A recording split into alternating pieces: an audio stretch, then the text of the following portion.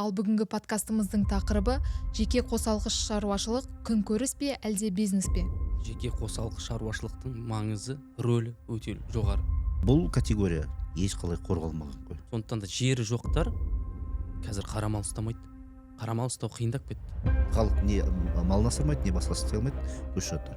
Кабинетте отырған адам ешқашан мына ауылда мал суарып отқан, мал жайлаған адамның жағдайын ешқашан түсінбейді. Бүкіл мемлекеттің саясаты тек қана үлкен шаруа қожалықтарға ғана арналған. Жеке қосалқы шаруашылық және оның кооперативтері деген заңды түсініп отырмыз. Қолдау таппай жатырмыз басқа әріптес болғанда, басқа партияның мүшелерінен. Неге десеңіздер, өйткені олардың интерестері үлкен агрохолдингтарды қорғап, содан өздерінің долесі болғандықтан. Жарайды, үкімет істей алмайды. Берейік, өз қолына берейік, халықтың өз қолына. Жаңағы үкіметке сондай поручение беріп, олар осы бағытта жұмыс істейтін болса, 5 жылдан кейін Қазақстанды танымайсың. Қайырлы күн, құрметті тыңдарман. Бұл айна жобасы. Ал бүгінгі подкастымыздың тақырыбы жеке қосалқы шаруашылық күнкөріс пе әлде бизнес пе? Микрофон алдында Жансәуле Сансызбай. Ауыл өшсе, ұлт әлсірейді деген сөз бар. Бірақ бүгінгі күні ауыл қандай күйде? Малын бағып отырған ауыл тұрғынының мәселесі неге көбейіп барады? Ал кооперация шынымен ауылды дамытатын құрал бола ала ма? Осы мәселе бойынша өз пікірін білдіруге келіп отырған студия қонақтарымен таныса кетсек. Жалпыұлттық социал-демократиялық партияның орталық аппаратының басшысы Мақсұт Насибулов. Қайырлы күн. Және Жалпыұлттық социал-демократиялық партияның астаналық филиалының төрағасы Талғат Омаров. Қайырлы күн. Қош келдіңіздер. Қалайсыздар? Жалпы көпшілігімізге мәлім, елімізде миллиондаған ауыл тұрғыны осы жеке қосалқы шаруашылықпен айналысады. Енді бірі білер, бірі білмес жандар үшін осы жеке қосалқы шаруашылықтардың алдымен орны мен маңызы туралы бастасақ қалай қарайсыздар? Өте дұрыс. Неге десеңіздер, бізде жеке шаруа қосалқыларға 50% ет солар беріп отыр. Сүттің өнімін 80-85% береді. Сондықтан бұл категорияға аса маңызды рөл атқарылады, бөлінеді, және бұларды қолдау керек мемлекет тарапынан. Қазір мемлекет тарапынан ешқандай қолдау жоқ. Бүкіл мемлекеттің саясаты тек қана үлкен шаруа қожалықтарға ғана арналған. Бүкіл субсидия соларға бөлінеді, бүкіл жер соларға бөлінеді, жем, шөп, су бәрі соларға, ал жалпы халыққа дым берілмеген. Осыны көріп отырмыз. Сондықтан ауылдан бәрі қашып, қалаларға келіп, қалаларда қаншама бізде мектептеріміз толып, балалар оқи алмай жатыр, білім аламай жатыр. Өйткені бір сыныпта 35-40 баладан оқып жатыр. Осы Астананың өзінде. Осыған осы саясат жеткізіп отыр. Ауыл шаруашылық министрлігінің саясатын қисықтығынан осындай болып жатыр. Сондықтан жеке шаруа қожалықтарын оларды қазір күнкөріс деңгейінен шығарып, біз оларға өз-өзін қамтамасыз етіп, одан бөлек продукциясын ары қарай нарыққа шығаратындай мүмкіншілік жасауымыз керек. Сол кезде ғана кооперация өз рөлін атқара алады. Дұрыс неде.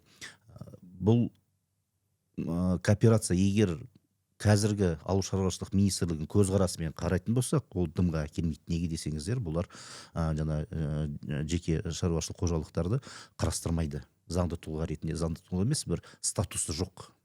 Статусы болмағаннан кейін оны қалай заңда жазасын, қалай оларға көмек көрсетесің деген сияқты сұрақтар туындайды да, әрі қарай ешқандай бірде-бір мемлекеттің қолдауына ие боламайды. Сондықтан осы жерде әрі қарай мінекей Мақсұт екеуміз біз қаншама 10-15 жыл болды ауылдарға барып жүрміз, күйін білеміз. Мақсұтты да қазір толықтырып айтып кете алады. Мен де бұл жерде келісем. Жеке қосалқы шаруашылықтың маңызы, рөлі өте жоғары, өте үлкен. Жаңағы айтып кеткендей, сүттің 80%-ін, еттің 60%-ын оны президентіміз Тоқаев та айтып кеткен. Үкіметке жұмыс істеңдер, осының деңгейін көтеретіндер, көңіл аударыңдар деп айтып жатыр. Бірақ дегенмен де қазіргі таңда сол цифра солай болып қалып отыр. Одан көбеймесе. Енді біз біріншіден жеке қосалқы шаруашылық дегеннің мағынасын түсініп алу керекпіз. Ол кім? немесе не? Жеке қосалқы шаруашылық деген ол қазір біздің ауылдағы ағайынымыз, апамыз, әке шешеміз өзінің жер үйі бар, бірнеше қорасы бар, 5-6 қойы бар, 2 сиыры бар, 3 жылқысы бар. Әр жыл сайын олар соғымға сойып, сонымен қыстың қамын ойлап отыр. Жеке қосалқы шаруашылық орысша ЛПХ ғой, личное подсобное хозяйство. Ешқандай статус жоқ. Жаңа айтып кеткендей. Оларға ешқандай көмек жоқ. Осы соңғы ақпарат бойынша 1 триллион теңге ауыл шаруашылығының дамуына ақша қаражат бөлінді. Кімге кетеді? Тәкең айтып отқандай, ірі компанияларға кетеді. Ол ТО-лар, жауапкершілігі шектеулі серіктестік. Оны енді агрохолдинг, агрофирма, агрокомпания деп айтамыз, иә, енді ол біздің халықтың аузындағы жүрген сөздер ғой. Содан кейін шағын орта ТО-лары бар. Мысалға 5000 гектар, 6000 гектар жер. Жаңа ТО-ларда 40 мың, 100 мың, 300 мың кете береді олар, ірі компаниялар. Барлығы жолы ашық оларға. Көптеп олар мал ұстамайды. Олар тек егін егеді, болды. Жұмыс мысалға беретін болса біреуге, ауылдықтарға да 6 ай жаңағы егістік компаниясы болады. Егін себеді, сосын оны орады. Оның ортасында жаңағы химикаттармен жұмыс жүргізу компаниясы болады. Мал ұстамайды. Келеді, егет, кетеді. Крестьянский хозяйство, фермерлік қожалықтар. Жақында біз Гусаковка деген ауылға барып келдік, Айыртау ауданының, солтүстік Қазақстан облысы. Сол жерде біз көрдік. Бұрынғы жеке қосалқы шаруашылық жүргізген адам қазір фермерлік фермерлік іспен айналысты. Енді оның кішкене тағы да заң бойынша құқықтары бар, жолдары бар. Бір субсидия қатысам десе, негізі құқығы бар. Бірақ оған да қиын қазір. Ол енді басқа мәселе. Ал жеке қосалқы шаруашылық ол жай апаларымыз, аталарымыз тұрған 3-4 мал ұстап жатқан адам ешқандай не жоқ. Сондықтан да біз үлкен мұндай анализ жасадық, мониторинг жасадық. 10 жылдық біздің тәжірибемізді бір идеяға, бір қағазға салдық. Жалпы жаңағы айтып өткеніңіздің жеке қосалқы шаруашылық пен екеуінің айырмашылығы қандай? Халыққа бір түсініктірек болу үшін сол жағында айтып өтсеңіздер. Мен егер мен өз үйімде, жаңа Назарбаев айтып кеткендей, 2 сиырымды бақсам, 10 қой, 20 тауық, мен жеке не боламын, ЛПХ боламын. Егер мен 50-60 бас малды асырап, оны өсіріп, одан өнім алам деп нететін болсам, мен крестьянский хозяйство, фермерский хозяйство ашып, бөлек шығуым керек. Ауылдағы, жаңағы ауылдың маңындағы жер, қоғамдық жайылым. Ол аналық малға арналған. Бүгін барып сиырым жайылып келеді, біз мына жаққа бағам, сиыр мына жаққа бағам, кешке келеді, оны сауғанда таңертең сауып, қайтадан жіберем, өріске жіберем. Мінекей осы жеке шаруа қожалық. Қосалқы шаруашылық. Осы болып есептеледі. Көрдіңіз бе? Бұл категория ешқалай қорғалмаған ғой, заңды түрде. Сондықтан біздің қазір жаңағы құжатты дайындап, оны беріп, осыны қабылдаңыздар, осыны істеңіздер деп айтып жатқанымызда қанша болды. Бірақ оны сол өзіміздің әріптестерден нелер таба алмай жатырмыз. Қолдау таппай жатырмыз. Басқа әріптес болғанда, басқа партияның мүшелерінен. Хотя олар түсініп тұр, біз не туралы айтып отқанымыз, бірақ біз қолдамайды. Неге десеңіздер, өйткені олардың интерестері үлкен агрохолдингтарды қорғап, содан өздерінің долясы болғандықтан. Ал жалпы осы жеке қосалқы шаруашылықты осы ауыл шаруашылығының өндірісіне толыққанды айналдыру үшін бізге жалпы не қажет? Бұл жерде біздің ұсынып отқан ойымыз, ол бір күнде келе салған жоқ ол ой. Жаңағы біздің тәжірибемізден мына азаматтарды, бірнеше жаңағы мал ұстайтын азаматтардың басын біріктіру. Тек оларды біріктіріп қана біз бір үлкен неге жетеміз, дәрежеге жетуіміз мүмкін. Мысалға, біреудің 10 қойы бар, біреудің 10 жылқысы бар, біреудің 10 сиыры бар, біреудің тракторы бар, біреудің косилкасы бар, біреудің шабындық жері бар. Олар бірге қосылып қоғамдық ұйым құрады. Кооператив. Кооперативтер туралы заң бар, бірақ ол дегенменде біздің заңгерлердің зерттеуі бойынша ол нақты келісіңкіремейді. Сондықтан да біз жеке қосалқы шаруашылықтар және олардың кооперативтері деген заң жобасын ұсындық біздің фракция депутаттары. Оған өте көптеген отырыстар жасадық, мамандар тарттық, ауыл шаруашылығында қызмет жасап жатқан азаматтар, өзіміздің тікелей көмек беретін ауыл азаматтарымен сұхбаттасып, осындай бір дүние шығардық.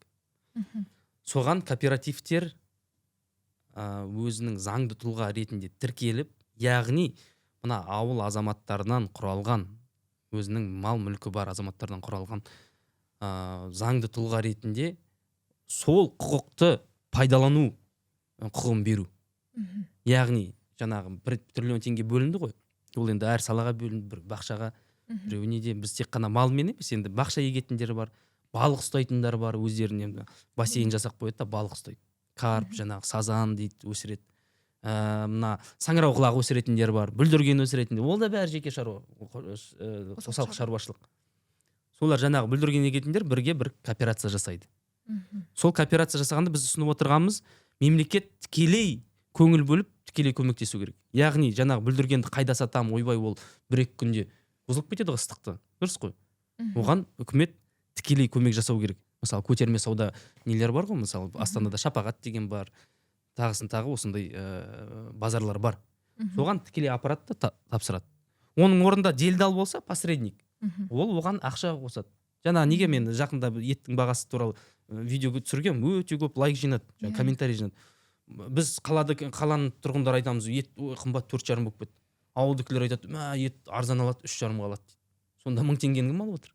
Бірақ соның жаңағы разрывты мөлшерін біз кішкене төмендету керекпіз, сонда қаланың тұрғындарына жеңіл болады. Және де мына ауыл тұрғындарына қайда сатам, қандай документ, ИП, жаңағы ССке не беру керек, ол ешқашан рұқсат ала алмайды. Егер де ол кооперация болса, ондай қиындықтар артта қалады. Түсінікті. Жаңағы ұсынылып жатқан ұсыныстарыңыз өздеріңіз күткен нәтижені беріп жатыр ма қазіргі таңда халыққа, ауыл тұрғындарына? Біз мысалы мынау үлкен хозяйстводан гөрі кішкентай нелер қожалықтар болған тиімді болғанын көргеніміз. Қаншама бізде ондай кейстер бар. Жасы 35-37 аралығындағы жастар осында көліктің астында ремонтпен айналысқанша осы болған. Осында анау кішкентай времянкада тұрғанша балаларымыз жаңа 35-40 баланың несімен сыныпта оқығанша одан ауылға барайық, жерімізді игерейік, жерлерін алғаннан кейін ауылға көшіп, қазір техникасы да бар, қазір семенной фонды да бар, қазір жағдай жақсы. Құдайға шүкір, ондай нелеріміз бар. Сондықтан салыстырмалы түрге қараған кезде шағындарды қолдасақ, олар бізде қаншама миллион бар, 3,5 миллиондай, 4 миллиондай азамат бар. Сонда біздің экономикамыз жақсы көтеріп кетеді. Бір видеомыз бар.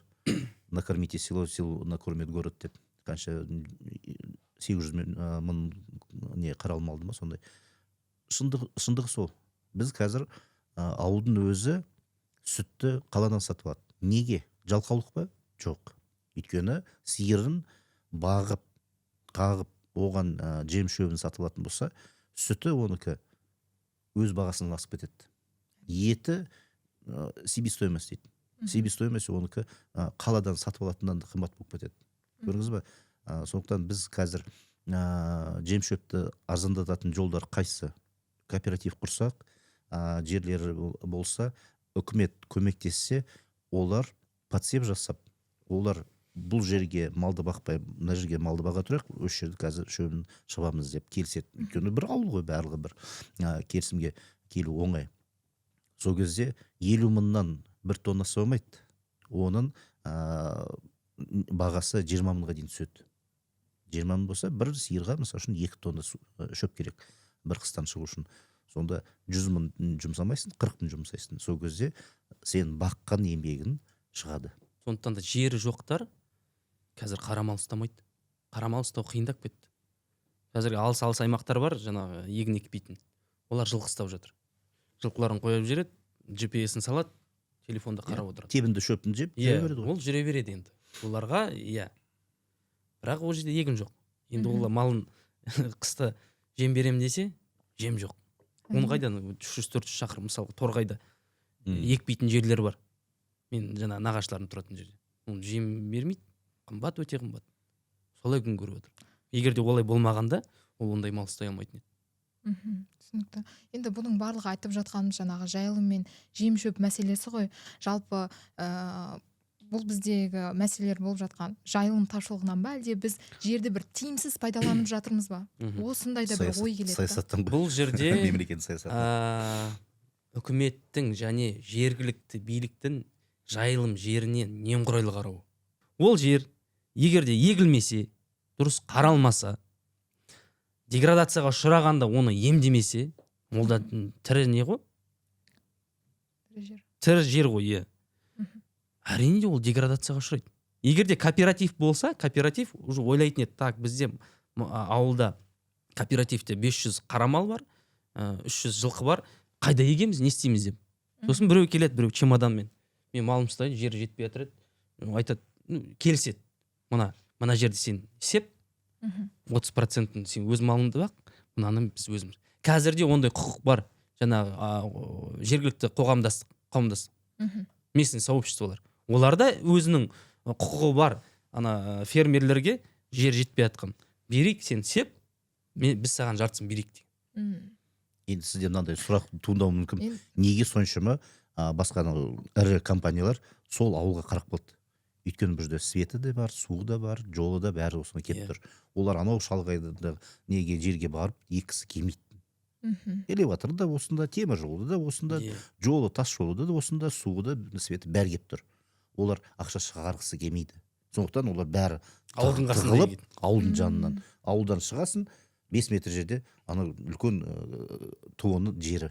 Комбайндар жүреді. Мына жер сиырың малың бағып жатады. Осының бәрін істеп отқан кім? Билік. Биліктің неғұрайлығымен, биліктің актісімен бәрі кетіп қалған. Халық не істейді? Халық не малын асырмайды, не басқасын істей алмайды, көшіп жатыр. Енді бұл жерде тағы да жаңа кооперативтің плюсын айта кету керек. Бұл жерде, мысалы үшін мен мал бағатын болсам, етті. Мен одан тек қана еттен ғана пайда көремін. Ал неге мен терісінен, жүнінен, басқасынан пайда таппаймын? Егер кооператив болатын болсақ, біз уже жаңағы жылына 5-ақ малдың несін санамаймыз. Уже біз 500 бас малдың өнімін санаймыз. Оның терісі бір бөлек, анасы бір бөлек. Сол кезде инвесторға да ол қызық болады. Егер мен осында жүн түтетін станок қоятын болсам, маған осыншама килограмм керек деген сияқты, ол уже сөйтіп келе алады. Көрдіңіз бе? Біз тек қана бір затпен ғана айналыспаймыз, біз бір малдан бірнеше өнім аламыз. Шетелде солай істейді. Бірақ та енді бізде мынандай мәселе да, айтып өткен кооперативтер біздің елімізде өзінің бір күткен нәтижесін шығара алмай жатыр. Өйткені бұл қате жазылған, ол басқа бағытта арналған. Біздің айтып отқан, біздің ұсынып отқанымыз ол бөлек. Ол заңға енген жоқ, оны қолдау тапқан жоқ. Ауыл шаруашылықпен айналысатын туыларда олар өздерінің приставкасы болу керек, ауыл шаруашылық деп. Мына кооперативте сондай болу керек. Иә, бізге айтады министерствода, ой, кооператив туралы заң, зачем придумать велосипед дейді. Сен ол заңды қараш. Сен ауылда өсіп тұрдың ба? Мал ұстап көрдің ба? Кабинетте отырған адам ешқашан мына ауылда мал суарып отқан, мал жайлаған адамның жағдайын ешқашан түсінбейді. Аш бала тоқ баламен ойнамайды деген сияқты. Түсінесіз ба? Сол үшін біз мына жеке қосалқы шаруашылық және оның кооперативтері деген заңды ұсынып отырмыз. Ол егерде біздің болашағымыз ертең ауыл шаруашылықпен ғана жағдайымызды дұрыстай аламыз деп экономистер айтып жатыр ғой күнде. Естіп жатырмыз ғой. Сонымен ғана шыға алсақ, неге біз соны ойламаймыз? Жарайды, үкімет істей алмайды. Берейік, өз қолына берейік, халықтың өз қолына. Бір жер таба алмай жүр, бір малын жайын десе. Бәрі малдар арық қазір. Осында бізде қаншама нелер келеді, ауылдың тұрғындары. Айтады, бізге биліктің, мемлекеттің көмегі керек жоқ. Бізге жерлерімізді бөліп беріңіздер, сол жерге өзіміз бағамыз, өзіміз өсіреміз, өзіміз байымыз дейді. Көрдіңіз бе? Сондайға шейін барды. Қаншамасы келді ғой? Бізге көмектеспеңдерші, бізге тек қана өзіміз жерімізді бөліп беріңдерші, болды дейді. Мемлекеттен дым сұрап жатқан жоқпыз. Ол тағы да бір не бар. Жерді қадағалау, бақылау. Оны қалай істейді? Ол да заңда бәрі күшті жазылған ана жерде. Оқысаң таң санасын. Мынау керемет екен, керемет жазған. Жерің бар ма, 2 жыл сен ол жерде малын айналыспасаң алып қояды дейді. Бірақ малының саны, мысалға, былай түсіндірейін сізге. Мысалға, Шортанды, Ақмола облысы Шортанды ауданының Бектау деген ауылының жерлері құнарлы. Ол жерде бір сиырға жарты гектар жер бөлінеді. Нормативпен. Ол жерде барып қарайсың, шөптің құнарлығын, шүйгіндігін, жердің құнарлығын, балбан ететін, тығыз орналасқан тығыз шөп. Ал Батыс Қазақстан облысы Чапай ауылында ондай емес. Ол жерде бір сиырға 2 гектар жер керек жайылуға. Түсінесіз бе? Сондай бөліп бәрі күшті жазып қойған, санап. Мысалға айтып отырмын. Солай жазып қойған. Неге сол Чапай ауылындағын 1 гектарға бір сиыр деп нетпеске? Неге оны екпеске? Енді оның барлығы жайылымға. Оны қараңыз. Айтайын деп жатқан, мен қазір айналып келейін. Жаңағы крестьян үлкен туылар өздері сол жерді алады. Сосын айтады, менде мұнша мал дейді. Нормативтеріне бәріне сай келеді. Бірақ шынына келе барай қарап көрсең, ол жерде 500 бас емес, ол жерде 50 бас болуы мүмкін. Бірақ документация бойынша бәрі солай. Қаншама адам маған келіп көрсетті, міне мұнша мал ұстайды дейді, мынау. Ондай емес, менде видеолар, фотолар бар. Біз енді ауылда тұрамыз, көріп жүреміз ғой. Анау туы жерді деградацияға ұшыртқызып жатыр. 500 малдың орнына 50 мал деп, үпейт болып. Жерді алып алады, ешкімге бермейді. Бермейді. Жай жатқан, бос жатқан жер. Неге оны басқа шаруа қожалық, жеке қосалық шаруашылығына бермеске? Жер, ойбай, бір любой районға баршы. Жоқ, бізде жер, дополнительно жоқ, бәрі занят деп. Егер де заңда жазылып тұр, қоғамдық жайылымға жер керек болса, ол кез келген жаңа шаруа қожалығынан, жауапкершілігі шектеулі серіктестен алып, оған басқа жер беріп, құқылы. Жаңағы айтып өткен ұсыныстарыңыздан бөлек тағы да қосымша қандай ұсыныстарыңыз бар? Мемлекет қолдау керек. Тікелей, мысалы үшін, егер сол жердегі ЛПХ-лар барлығы бірігетін болса, бірінші критерий, бірігіп кооператив құрса, мемлекет бір сома ақша бөлу керек. Оны олар өз ара шешу керек. Біз бұған мынаған трактор сатып алайық осы сумаға, мынаған ананы сатып алайық, мынаны істейік деп өздері арасында сол келісімге келеді. Жер оларға бөлінеді. Сол жерге бақташымен сөйлесіп айтады, айналайын, сен мына жерде бақ, біз мына жерге мынаны егеміз, біз мына жерге мынаны саламыз. Сонда мысалы үшін навоз дейді, соны өңдеп биогумус шығарайық. Жидкиін қалаға сатамыз, тверден осында қалдырып, теплица ашайық. Теплицадан біз мысалы үшін бір семья анамен айналысады, бір семья мынамен айналысады. Сол кезде біз универсалды түрде бір ауыл шығарамыз.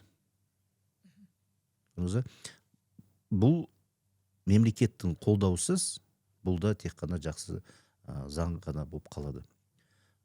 Мемлекет өте көп ақша бөліп жатыр. Сол бөлініп жатқан ақшаларының бір несін, бөлігін осыған бөлсін деген біз заң қарастырып отырмыз. Сол заңды жазып, жаңағы үкіметке сондай поручение беріп, олар осы бағытта жұмыс істейтін болса, 5 жылдан кейін Қазақстанды танымайсың. Қазақстанның өз-өзін 100% қамтамасыз ете алады. Оған қоса, жаңағы медициналық әлеуметтік мәселелерді қамтимыз. Мысалға, мәмс, ОСМС. Қазір ауылда адам ауырып қалсыншы, ешқандай поликлиникаға бара алмайды. Біріншіден оған жетіп алу керек районға. Екіншіден, ол көлік тауып алу керексің саған. Бардың, ОСМСің жоқ, жұмыс істемейсің өйткені сен. Ол малмен күн көріп отыр. Ол қайдан төлейді ОСМСті? Ол малын жазда бағады, қыста сояды, жейді, немесе күзде сояды, жем шөбін алады. Продуктысын алып дайындап қысқа қамын ойлап қояды. Осы қайдағы ОСМС? Біз сол жерде кооператив, әр кооператив мүшесіне мәмс жүйесіне ендіріп, сондай құқықты бергіміз келіп отыр, ұсынып отырмыз. Ертең ауырып қалса, неге барады? Ауданға. емделеді ОСМС арқылы. Әрине де біз қарсымыз ОСМС-ке. Түпкілікті алып тастау керек. Ол адамды бөлу деген саналады. Біз әділеттік теңдікті меңзеп отырмыз. Теңдікті талап етіп отырмыз. Бірақ дегенмен де ол заң енді, біз онымен жұмыс істеп жатырмыз. Оған да біраз уақыт керек шығар. Біз оған жетеді деген ойдамыз. Жаңағы ауыл тұрғындарының мына барлық қала тұрғындарынан кем қалмау және әлеуметтік мына жағдайлар жасап жатқан жағдайлардың бәрін алу үшін осындай өте маңызды ұсыныс енгізіп отырмыз. Егер сол кооператив өзі үй салып беретін болса, ол жағдай бөлек болатын еді. Ол мысалы үшін сол 5 миллион ба 8 миллионды алады, ескі үйді сатып алады. Кооператив өзін жоспарын құратын болса, мысалы үшін кооперативқа қалай қолдау білдіреміз, қайдан ақшаны аламыз деген сияқты қазір чиновниктар сұрақ қояды ғой. Мінекей ауылға дипломбен деген бағдарлама бойынша қаншама миллиард бөлініп жатыр. Сол қолда да мысалы үшін не болады, екіншіден субсидия ретінде бөлініп жатқан ақша, содан да ақшаны осыған қарастырып, сонымен біз кооперативтердің барлығын жақсы үлкен деңгейге шығара аламыз. Оған мүмкіншілік бюджетте бар. Бәлкім бұл тұрғыда бір заң әлсіз шығар. Мүмкін Заң пока болмай тұр. Ол біздің ұсыныс қана болып тұр. Біз заң жобасына бәрін салып, статьяларын жазып, бәрін қазір ұсындық. Енді оны күтеміз. Енді әрине жақын арада құрылтай сайлауы болады. Партия өтіп, ары қарай фракция соны ұсынып қорғайтын болады. Жұмыс істейміз. Біз бірақ мына ұсынысымызды жарияладық, айттық. Кейбір ауыл тұрғындары осындай кооперациялану ойын ұсынып жатыр өз ауылдастарына. Және де мына жақын ауылда кооперацияны құру жұмысын бастап кетті. Қазіргі заңмен. Біз қазір көреміз. Бұл пилоттық жоба болады. Олар осы заңмен, кооперация туралы заңмен құрып көрсін. Бола ма, қандай тетіктері болады? Біз соны практикада көреміз де. Ертең ережелерге, постановленияларға біз айтамыз. Мына жерде болмайды, мынау болмайды, мынау. Көрдіңіздер ме? Мына кісілер 5-еуі кооперация құрғысы келді, құра алмады. Өйткені немесе құрды, мына жерде мындай тетіктері бар. Жайылымға қалай енді кооперацияға жер берейік? Сіздер айтып отырсыздар ғой, кооперация заңы бар, жұмыс істеңдер деп. Ал қайдан жерді бересіздер? Ол айтады, енді жайылым бар ғой, неге жайылымға кооперация кіру керек? Басқа жер беріңдер. Алып қойыңдар анадан. Егіп жатқан жоқ, мал жайып жатқан жоқ. Алыңдар, беріңдер. Түсінесіз бе? Сондай кедергі көп болады. Соны біз алдын алу үшін айтып отырмыз. Осындай заң ену керек деп. Жалпы бізбен бірге болғандарыңызға рахмет. Қош сау болыңыздар. Сау болыңыздар.